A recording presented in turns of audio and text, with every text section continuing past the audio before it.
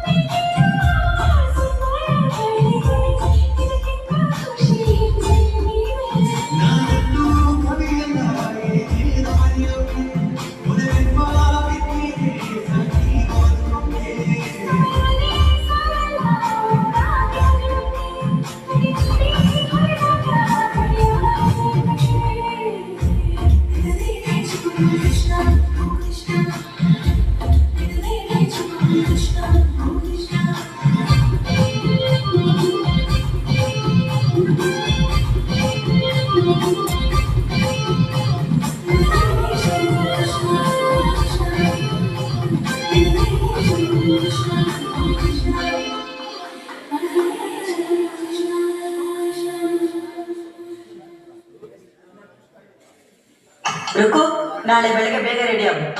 ನನ್ ನೋಡಕ್ ಹುಡುಗ ಬರ್ತಿದ್ದಾನ? ನಾಳೆನೆ ನಿಶ್ಚಿತಾರ್ಥ. ಅಮ್ಮ ಹುಡುಗ ಯಾರು ಅಂತಾನೂ ಗೊತ್ತಿಲ್ಲ, ಅವನು ನೋಡೂ ಇಲ್ಲ. ಹೇಗಮ್ಮ? ಹುಡುಗ ನೀನ್ ನೋಡ್ಕೊಂಡಿರೋರ್ಗಿಂತ ಚೆನ್ನಾಗಿದ್ದಾನೆ, ಚೆನ್ನಾಗಿ ಸಂಪಾದನೆ ಮಾಡ್ತಾನೆ. ಅಮ್ಮ ನೀನ್ ಹೇಳ್ದಾಗೆಲ್ಲ ಆಗಲ್ಲ ಅಮ್ಮ. ಏಯ್, ಆ ಮೆಸ್ಸವನ್ನ ಗಂಡ ಹಾಕೋಬೇಕು ಅಂತ ಜಾತಕನ ಬದಲಾಯಿಸಿ ನೀನ್ ಆಗ್ತಾ ಇರೋ ನಾಟಕ ನನ್ ಗೊತ್ತಿಲ್ಲ ಅಂತ ಅನ್ಕೊಂಡಿದ್ಯಾ? ದಿನಕ್ಕೊಂದು ವೇಷ ಹಾಕೋನು ಈ ಮನೆ ಅಡಿ ಆಡೋಕೆ ಸಾಧ್ಯ ಇಲ್ಲ. ಆಲ್ರೆಡಿ ಎಲ್ಲ ವಿಷಯ ಕಲೆಕ್ಟ್ ಮಾಡ್ಕೊಂಡಿದ್ಯಾ? ತೆಪ್ಪಗೆ ನಾನು ಹೇಳ್ದಾಗೆ ಕೇಳು, ಇಲ್ಲ ಅಂದ್ರೆ ಬಾಗಲ್ ತೆಗೆದಿದೆ, ಆಚೆ ಹೋಗ್ಬಹುದು. ನೀನ್ ಸುಮ್ನೆ ಮಾತಾಡ್ಬೇಡಿ.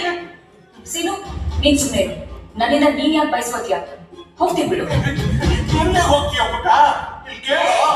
ಹೋಗೆ ಮಾತು ಕೇಳು ಪ್ಲೀಸ್. ಎಲ್ಲಿ ಹೋಗ್ತಾ ಇದೀಯಾ? ಕೃಷ್ಣನ ಹತ್ರ ಹೋಗ್ತೀನಿ, ಅವನ ಜೊತೆ ಇರ್ತೀನಿ. ಪುಟ ಅದೆಲ್ಲ ಹೇಳೋದು ಸುಲಭ ಅಲ್ಲ ಕಣೋ. ಇಲ್ಲೋಡ ಅಮ್ಮನ ಕೋಪ ಸ್ವಭಾವ ನಿನಗೆ ಗೊತ್ತಿಲ್ವೇನೋ? ಯಾಕೆ ಅಮ್ಮನ್ ಮಾತ್ರ ಕೋಪ ಬರಲ್ಲ? ಮನೆಗ್ ಬರಲ್ವಾ? ಮನೆ ಬಿಟ್ಟು ಹೋಗ್ಬೇಕಂತ. ಹೋಗೆ, ನನಗೆ ಬಾಯ್ ಕೊಟ್ಟಾಗಲ್ಲ ಬದುಕು ತೋರಿಸೋದು. ನಾಳೆ ಏನಾದ್ರೂ ಹೆಚ್ಚು ಕಮ್ಮಿ ಆದ್ರೆ ಆವಾಗ ಗೊತ್ತಾಗತ್ತೆ ನಾನು ಯಾಕೆ ಪಡ್ಕೊಂಡೆ ಅಂತ. ನನ್ ಕೃಷ್ಣ ಅಂತವನಲ್ಲ. ಅವ್ರ ಮದುವೆ ಆಗಿ ನಾನ್ ಹುಡುಕರು ಇಂತ ಅಳಿಯ ಸಿಗಲ್ಲ ಅಂತ ನೀನ್ ಹೇಳೋ ಹಾಗೆ ನಾನ್ ಬದುಕು ತೋರಿಸ್ತೀನಿ. ನನ್ನ ಮಾತು ಕೇಳು. ಸೀನು ನೀನ್ ಯೋಚನೆ ಮಾಡ್ಬೇಡ, ಕೃಷ್ಣ ನನ್ನ ರಾಣಿ ತರ ನೋಡ್ಕೋತಾನೆ. ಕೃಷ್ಣ ಇನ್ನ